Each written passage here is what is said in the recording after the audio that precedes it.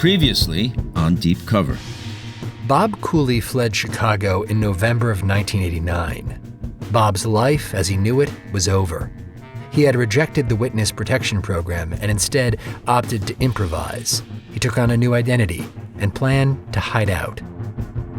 Meanwhile, back in Chicago, Bob's efforts resulted in charges against at least 24 men, lawyers, judges, cops, and politicians. Chief among them was Pat Marcy, who effectively ran the First Ward, the mob's political stronghold. So this is like not just a cascade, it's an earthquake on Chicago politics. This is a staggering revelation involving a lawyer virtually no one outside of a circle of real insiders knew at all. Bob's days as a covert operative may have been over, but he still had work to do. He would be the prosecution's star witness in a series of trials. This was the final stage of Operation Gambat. The goal?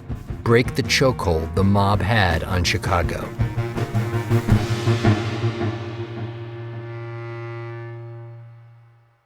There's a little story Bob told me that kind of sums up what his life was like after he fled Chicago.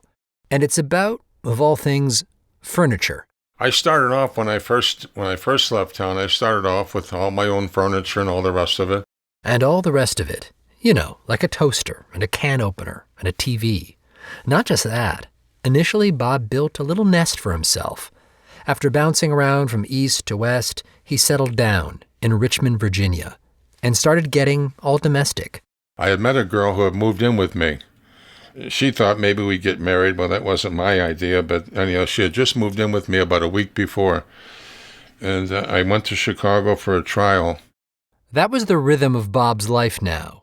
Hide out, keep a low profile, and then, every so often, hop on a plane back to the Chicago area, show up in court, take the witness stand, and then, poof, vanish again. All told, Bob would end up testifying in 9 trials. Anyway, after one of his court appearances, Bob is ready to head home, back to Richmond, where his girlfriend is waiting for him. But first, Bob needs to stop by an FBI office just to check in. They had 6 agents standing there with machine guns and with vests on, and they told me to put a vest on. And they said, "You can't go back home." And I said, "Why?" They said, "Supposedly somebody was on the way out there to kill me." Bob tries to digest all of this. I mean, things were going pretty well for him back in Richmond. But apparently, it was time to move again. I said, "Well, I've got some stuff I'd like to get, back home at my house." And so the next day, I flew into Richmond. A couple of agents met me there. We went to the house, and my girlfriend, I forgot her name now, wasn't home. She was at work. And I just packed up a bunch of stuff and left her a note, "I gotta leave, something came up, I'm not coming back, everything here is yours." And I left. And that was that, the end of one of Bob Cooley's many lives. So he started over in North Carolina, where he stayed until there was another scare, and he had to flee again. It had been 20 years since Bob first got involved with the mob. Ever since then, he had been haunted by his relationship with its political czar, Pat Marcy, and one of its hitmen, Harry Aleman. Now, they would both be prosecuted. This was the reckoning, the moment when Bob would have to stare them down in court, tell the world what they'd done, and explain his own role in it all. This would happen in 2 separate trials that took place in the 1990s. These trials would, in many ways, define the success or failure of Bob's mission. And through it all, Bob's main challenge was to stay alive, so he could finish what he started.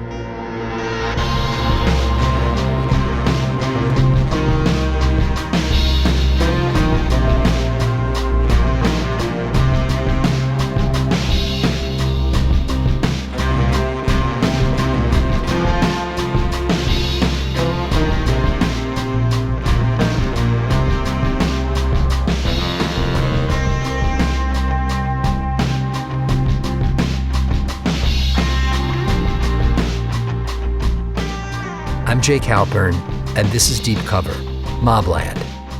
Our final episode, The Witness.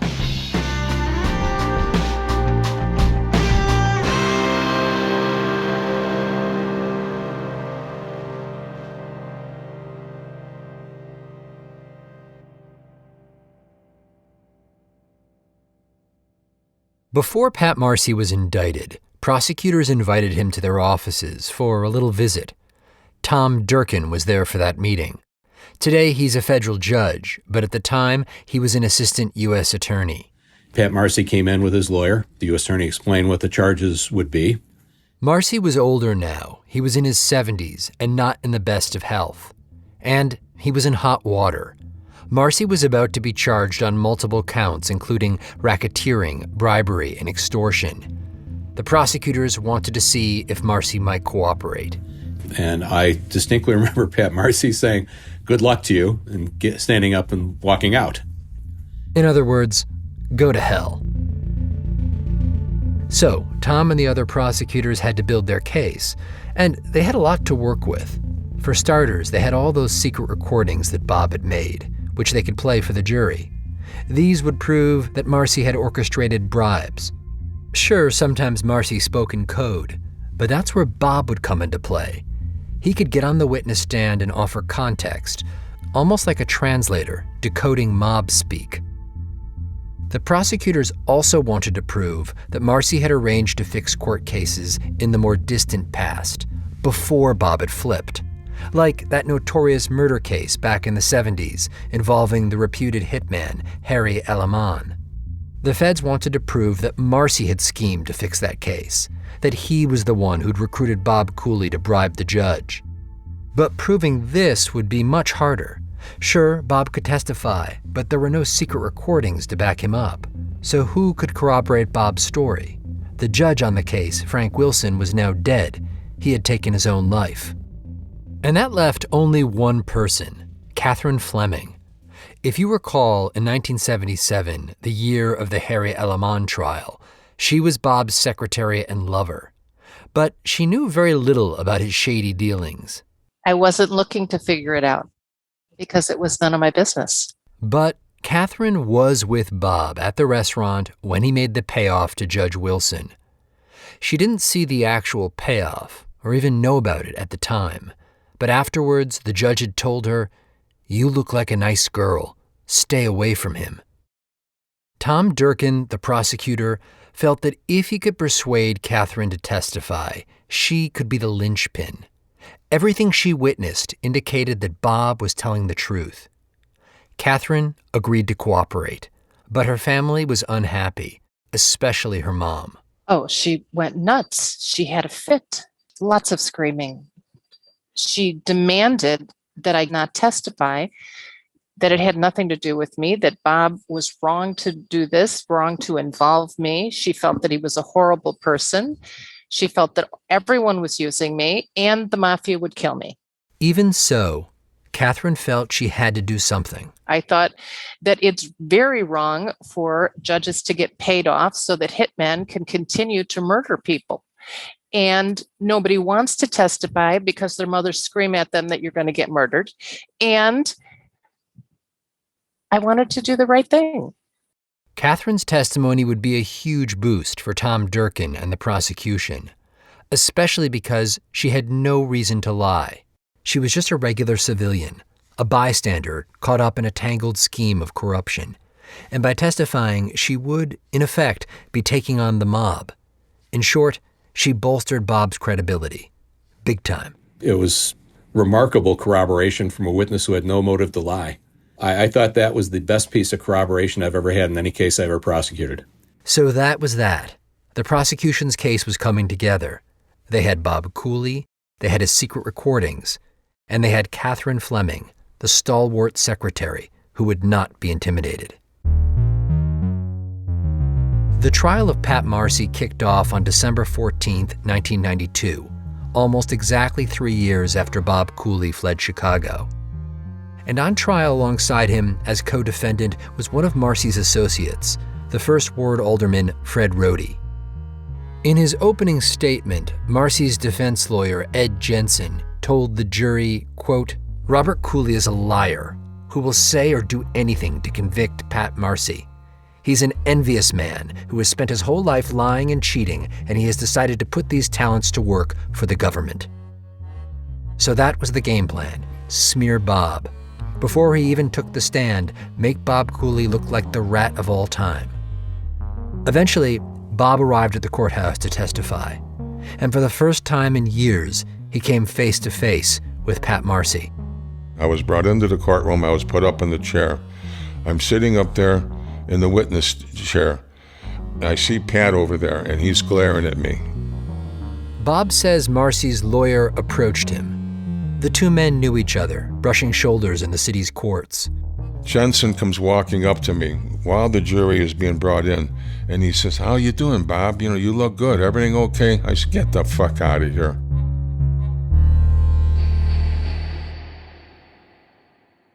Bob was a witness for the prosecution, so they got him first for the direct questioning. Tom Durkin, the prosecutor, asked Bob to tell his story. The whole saga of how he got mixed up with the mob in the first place, how he met Pat Marcy, and what Marcy asked him to do.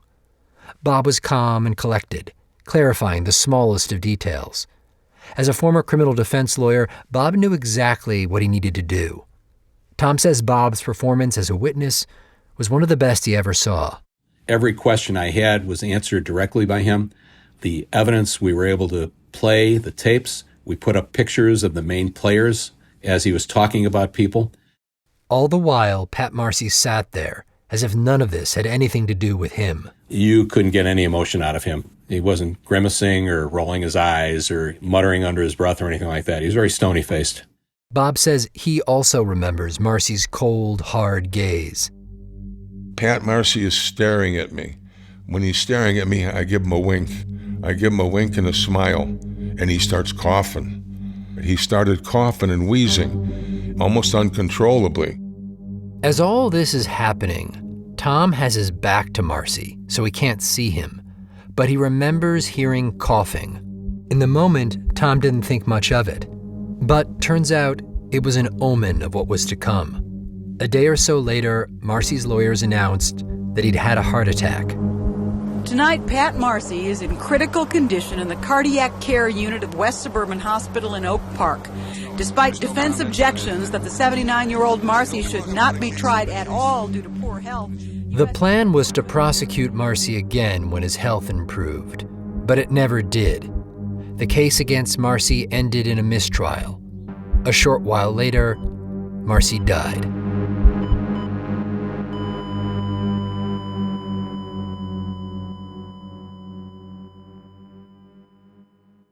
Now, you might think that Bob would be devastated by this.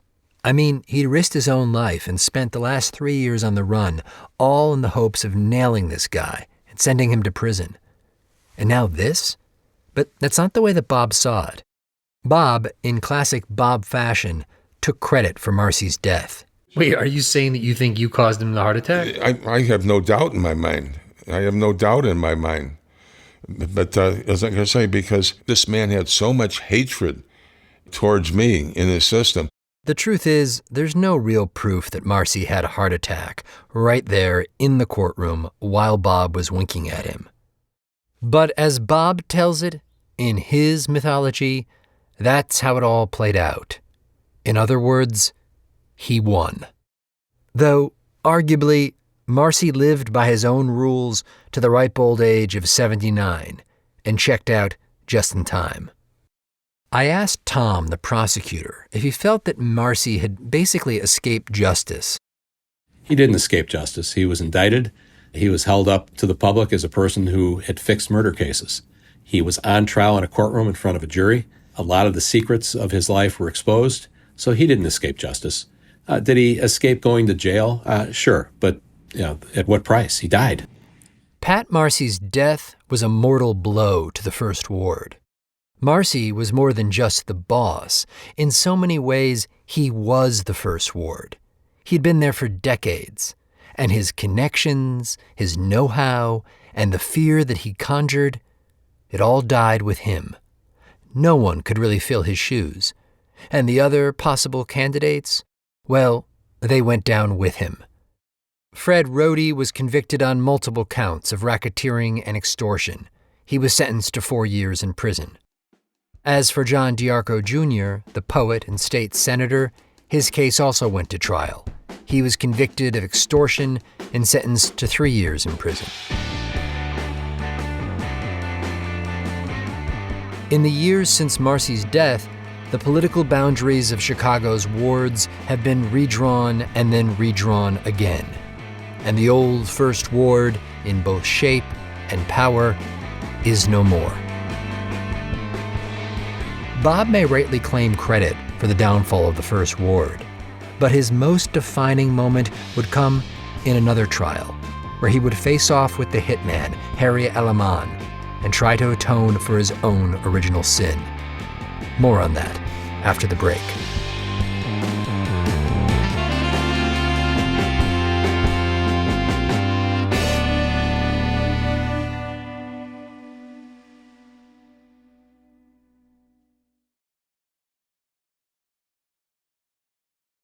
After the trial of Pat Marcy and Fred Rohde, much of Bob's story became public.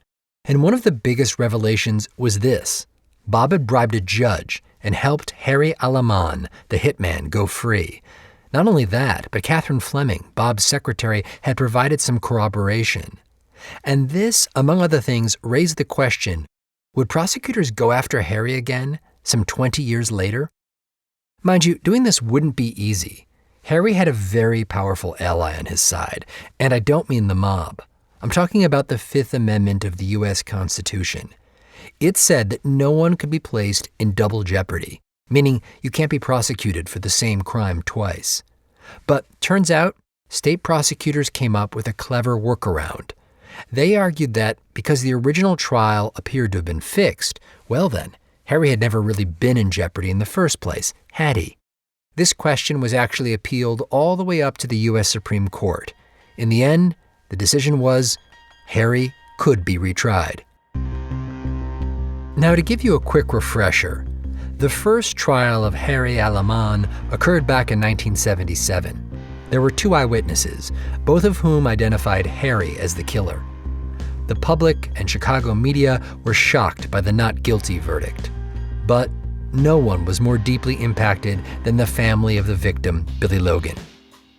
Billy's niece, Johanna Santinello, says her relatives were haunted for years by what had happened. They have nothing but this memory of how they last seen their family member laying on a street full of bullet holes, moaning. They wondered how exactly that trial had ended in an acquittal, and they held on to the hope that somehow justice still might be served. And then, finally, in 1997, 2 decades later, Harry was put back on trial, thanks in part to Bob Cooley and the fact that he would testify. But the whole thing left Johanna feeling worried. Because I just felt, what if he walks again? You know, how would my family handle that? Or could they handle any more of this? In many ways, this retrial was a culmination, a moment of truth, not just for the Logan family or even for Operation Gambat, but for everyone in Chicago who'd witnessed untold decades of judicial corruption. The credibility of the judicial system itself seemed to be on the line, because in the end, laws and judges and courthouses don't mean a damn thing if no one has faith in them.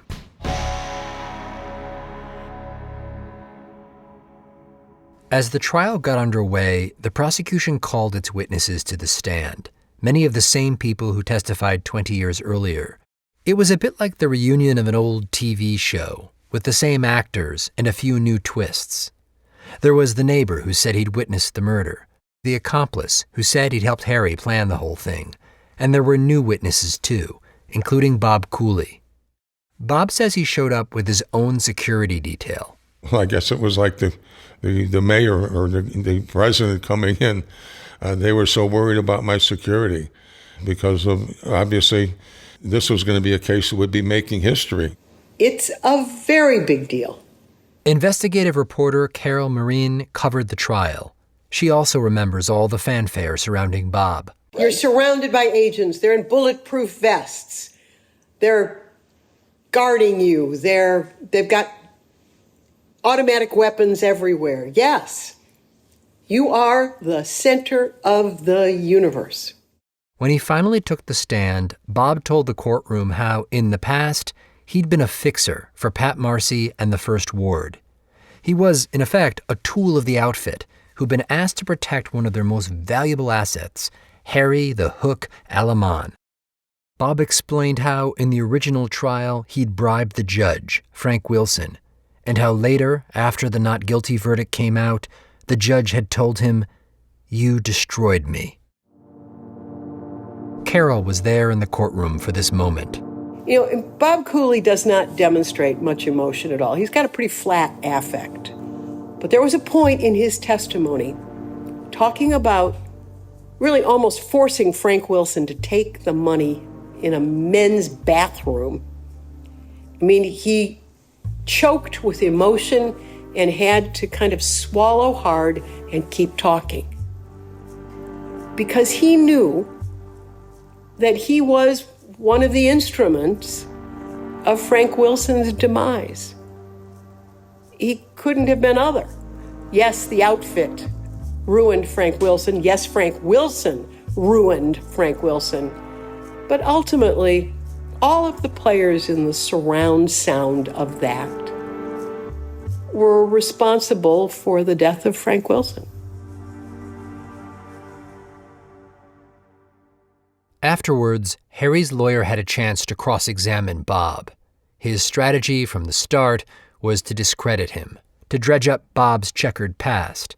He asked Bob if, during his days as a cop, he'd ever been paid off. Yes, said Bob. He'd taken so-called street money. That typically meant tips or payoffs from businesses, like bars that want to cozy up with the cops.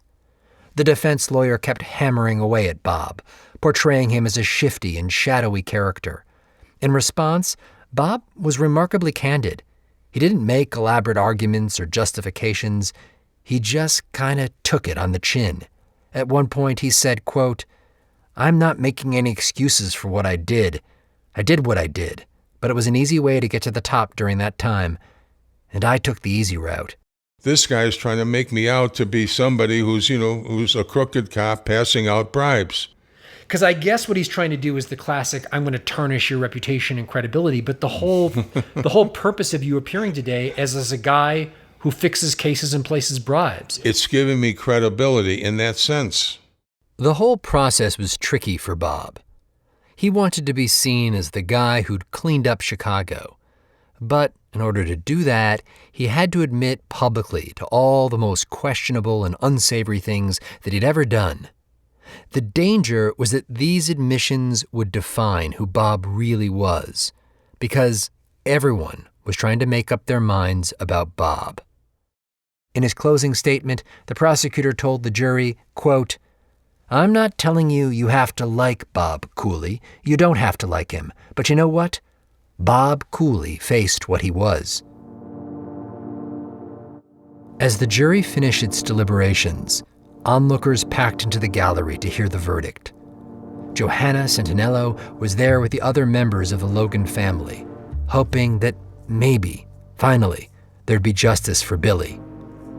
The jurors came into the courtroom, and then the verdict was announced. For the murder of William Logan, guilty. And it was like, oh my God, it's happening. All these years they waited, my aunt and my uncle and my mom, to hear that guilty. And it was finally like a burden was lifted off of them. Of course, their brother could never be replaced, no matter, but to see him actually have to pay for what he did meant the world to them. So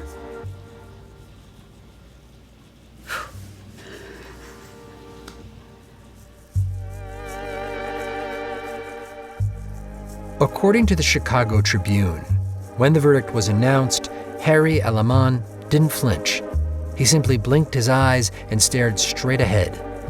Harry was eventually sentenced to 100 to 300 years in prison. He died behind bars.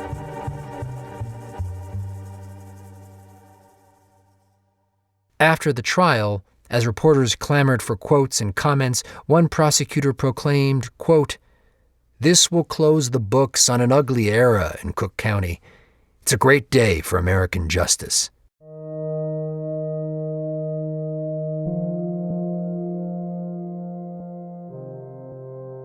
The one person who was conspicuously absent at that moment was Bob Cooley. After testifying, Bob flew off to another undisclosed destination, vanishing once again. Even so, Bob's presence loomed large in the courtroom that day. After all, he was the man who'd both started and finished this saga, the fixer who'd bribed the judge in the first trial and then exposed his own trickery at the second trial. He was a rat or a hero, depending on who you asked. But one thing was clear. Bob's work in Chicago was now done. He hadn't expected to survive this process, but he had. In fact, he was just 55 years old. So now what? What kind of life could he really expect? And had it all been worth it?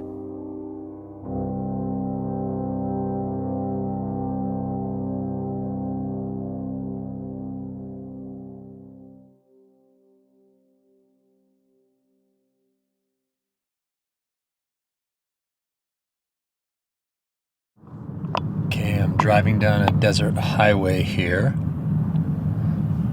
And looks like I gotta make a left turn in a mile. Well, it is dusty and bleak out here. After almost a year of talking to Bob on the phone, I went to see him in the obscure little corner of the world where he now lives. I gotta make a left up here. Whoa, yeah. Somewhere, I think I'm about to miss it. Oh, here it is. Okay. Wow, it's easy to miss. Bob lives in a modest house at the edge of the desert. Here he has a small bedroom, which he calls his cubbyhole. His bedroom floor is stacked with cylinders of Pringles and jugs of V8 vegetable juice that Bob buys in bulk to save money. The place looks like what it is, a hideout. Hi. Are you Rosie? Bob has a roommate, a woman named Rosie.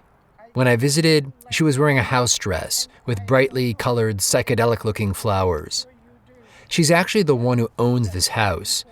Bob told me that he's lived with her on and off for roughly a decade. She said, "I'm pretty much of a recluse." She said, "I keep to myself and whatever." And I said, well, I think I'd like to move in. She had no idea who I was. Rosie told me that she knew the broad strokes of Bob's life, but never asked about the details. We don't talk. Wait, well, how come you never talk? You're roommates. He lives his life, I live my life. Mine is with the dogs back there, and his is in here. So that's it. He comes in the kitchen, I'm not in the kitchen. He does all the cooking, I don't do any cooking. But aren't you curious? Like, he used to work for the mob as a lawyer. Doesn't that make you want to know more? No, I don't. That's me. No, I don't need to know. So, in some ways, Rosie is the perfect housemate for Bob. She doesn't pry. Though I should point out, they did in fact talk. They argued more or less constantly during the time that I was there, about small things, like whether the living room needed dusting or how the pillows were situated on the couch. Rosie told me that Bob had messed them up. I'm kind of embarrassed now. I hope he doesn't take a picture of it. Are you kidding? You're embarrassed? Give me a break. That's right. You guys are a regular odd couple, I gotta tell you. We are. If we would be married, I probably killed him by now. Just to get the insurance, right? Absolutely. Eventually, I suggested that Bob and I get out of the house, get some space. So we hopped in my rental car, and as we drove, we chatted. He told me how lonely he was in the years after he first left Chicago. as I'm driving around, I'm so jealous of people. Look, I see somebody with somebody in the car with them, and I'm jealous. I mean, it's really hard to explain this. I'm curious, like, here you are, you're in this town, you're with this roommate who lived with you for 8 years and knows nothing about you. You said you've got no friends in this town. I mean, are you good with that? Are you at peace with that? Or are you... At the moment, yes, you know. No, as I said, what am I gonna do?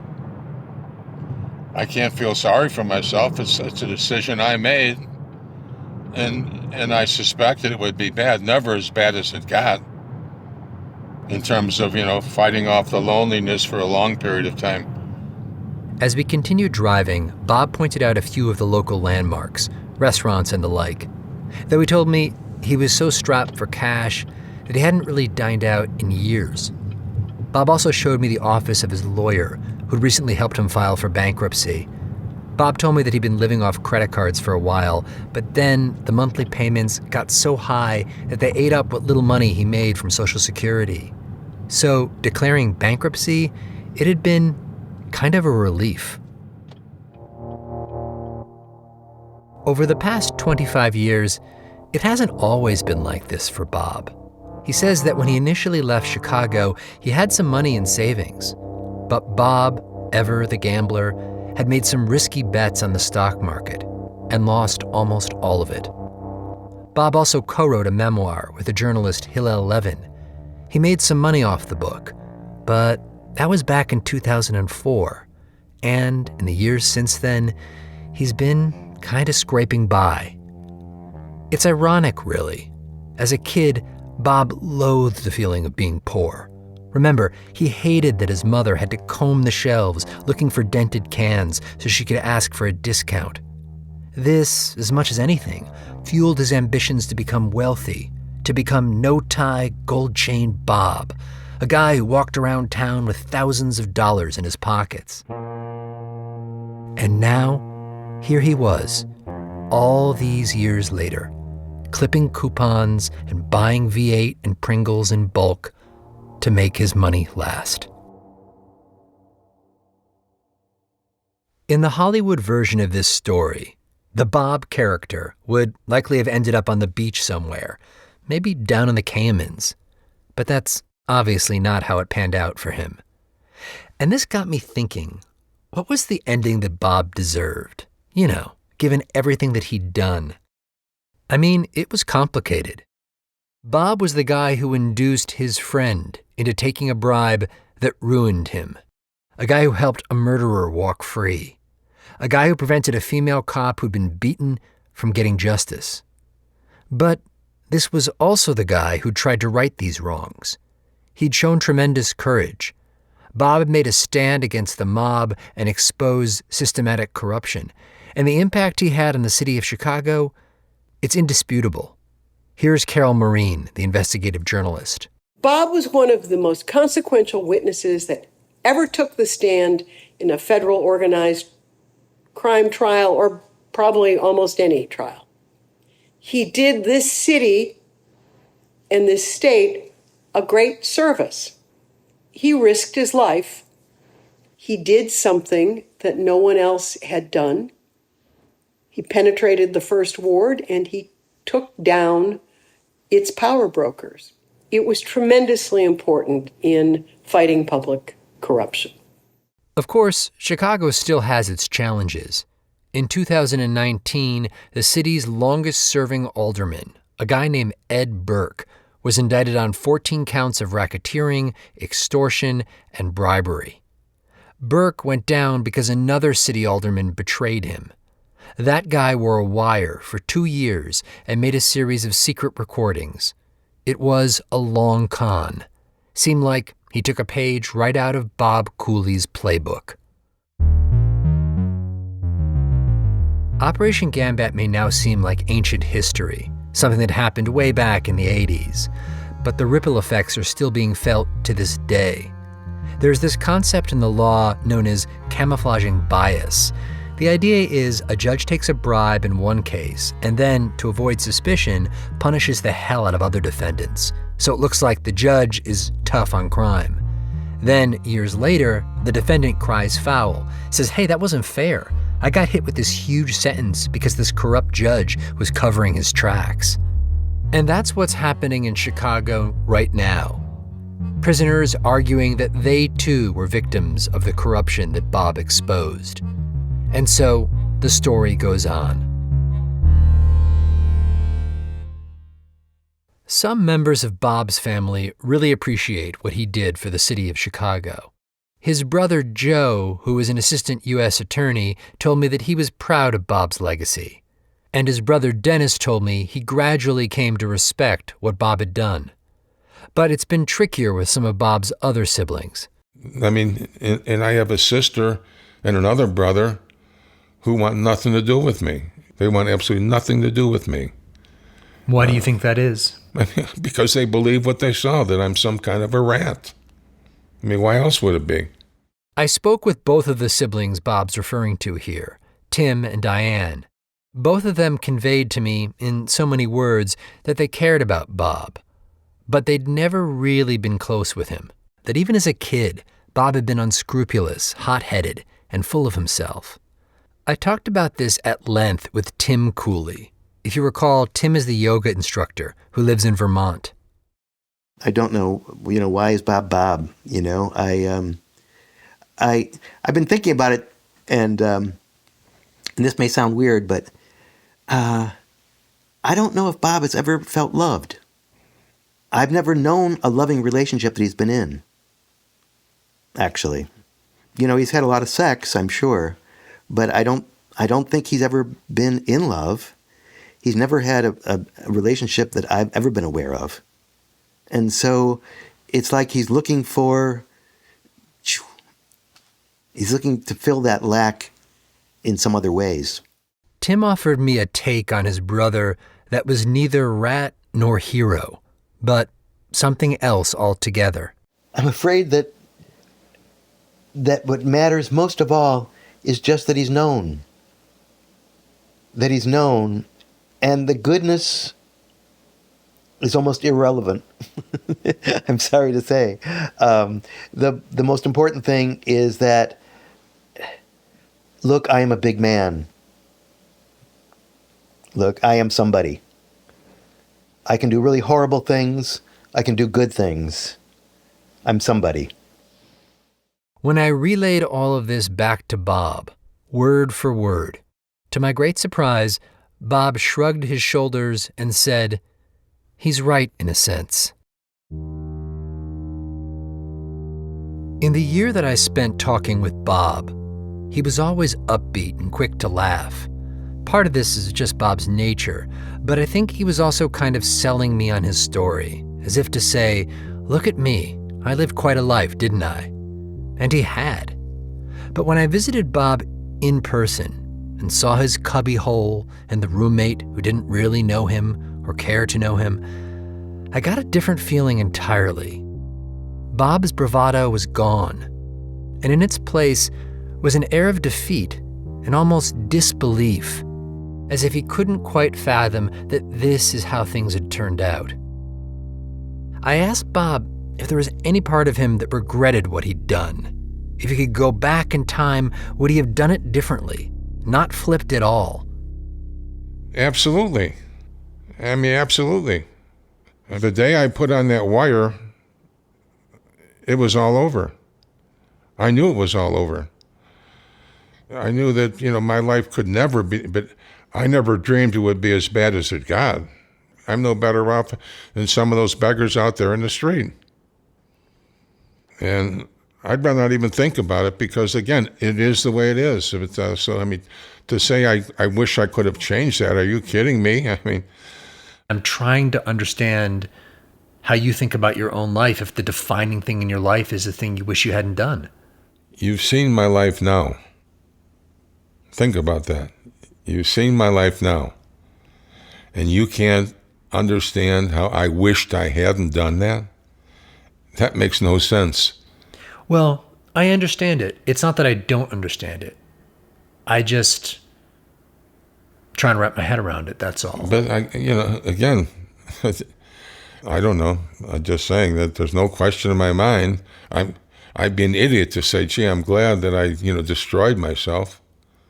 And that's what I wound up doing. I destroyed Bob Cooley is no longer. This is not Bob Cooley, name-wise or even otherwise. What do you mean? Bob Cooley was that person back there in Chicago that everybody came to when they had trouble, and was able to help all kinds of people and be able to do whatever he damn pleased, never worried about getting arrested or getting parking tickets or anything, did whatever I wanted. What is Bob Cooley now? Just somebody waiting to die. That pretty much sums it all up right now. At this stage, I mean, are you kidding me? What is he? He's nobody. He's nothing. Hearing him talk like this, I had to wonder once again why Bob had flipped in the first place. What had he been hoping for?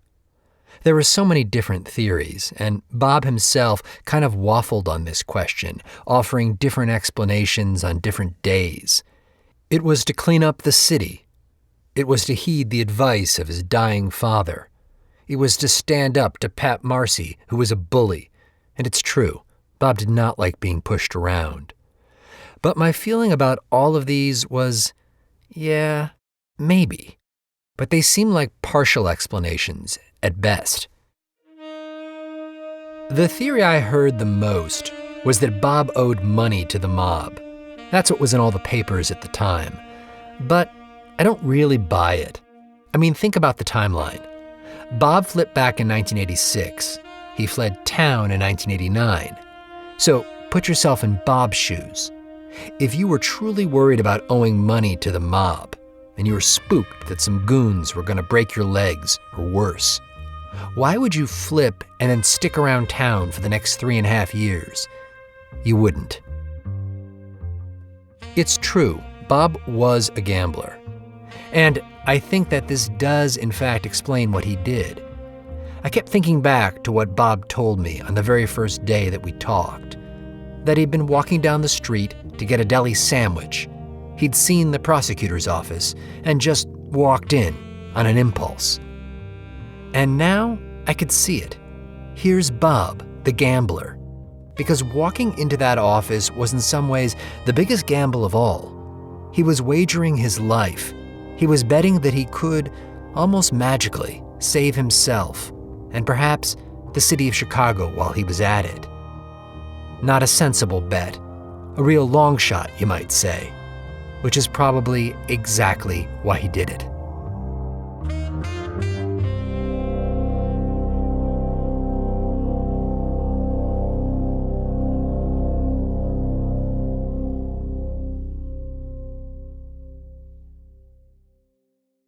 One day, toward the end of my visit with Bob, we had lunch together at the little place where I was staying.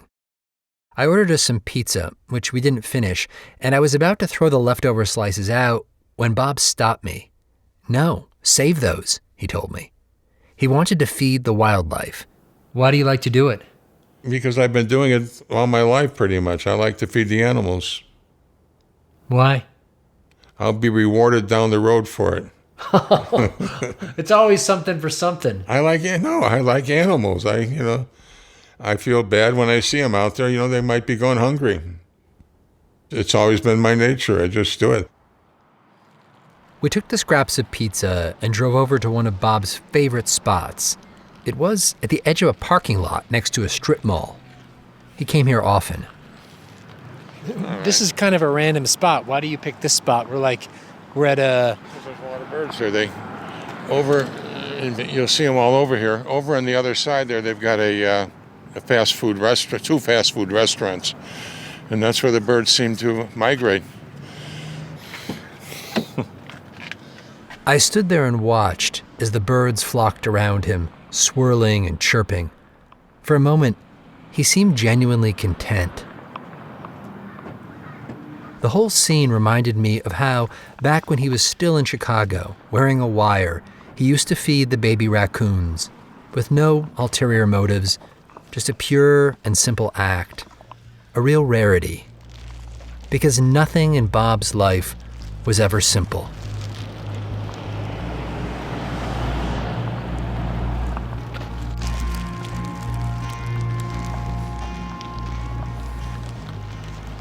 Birds are up there at the corner, it looks like. Yeah, no, for some reason they always fly away, and then they come back, but you'll get them across the way over here. And they'll come back and get it. The braver ones get fed the most.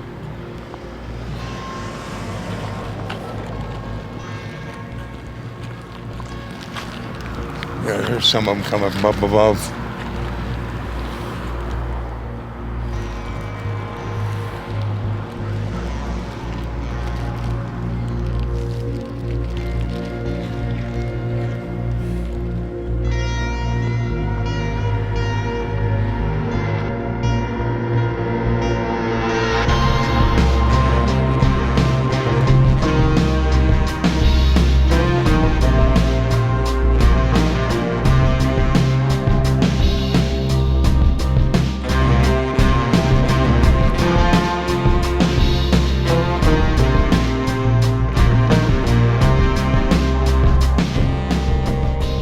Deep Cover is produced by Jacob Smith and Amy Gaines and edited by Karen Shakurji.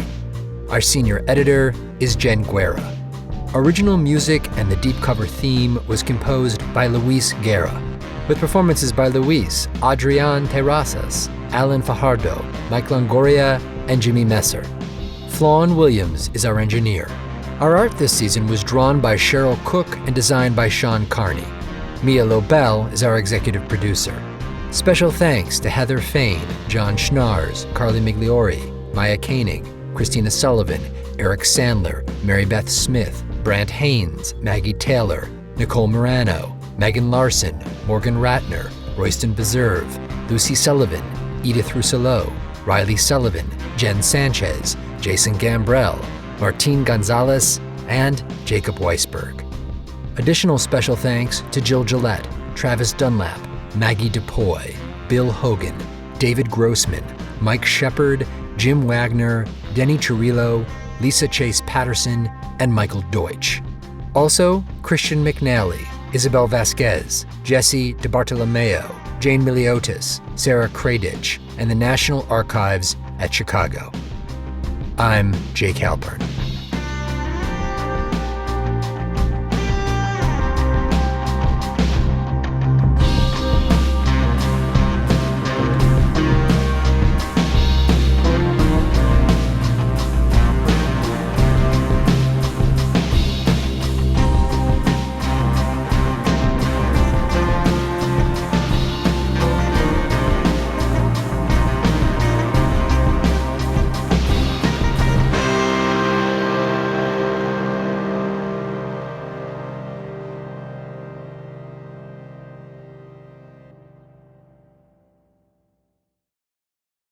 If you like this season of Deep Cover, then you should really check out our first season, The Drug Wars, which tells the story of an FBI agent who goes undercover with a biker gang and uncovers a series of clues that leads to a war. A full-scale U.S. invasion.